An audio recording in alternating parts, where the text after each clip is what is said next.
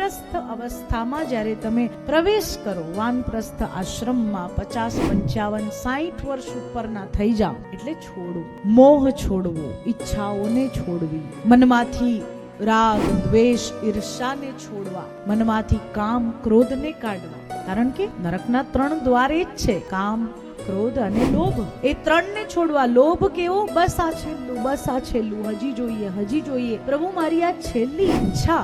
જો ઈચ્છાઓ પૂરી નહીં થાય તો પછી પ્રેતીઓની મળવાની જ છે. કામ કેવો?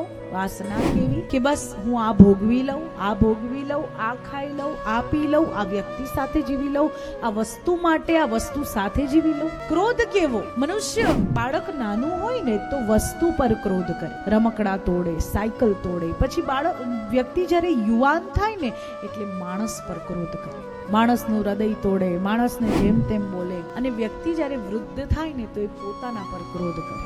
પછી એનું સાંભળવા માટે કોઈ હોતું નથી એટલે શું કરે છે? પોતાના પર ક્રોધ કરે, જાતે બોલ્યા કરું, મેં આમ ના કર્યું હોત તો, મેં તેમ ના કર્યું હોત તો, મેં એ ના કર્યું હોત તો, મારા જીવનમાં આમ હોત, તેમ હોત, તમારા કારણે આ નથી, તમારા માટે આ કર્યું, તમારા માટે આ કર્યું. અને એ ક્રોધ આપણને સંસારના ચક્રવ્યૂહમાંથી છૂટવા નથી દેતો.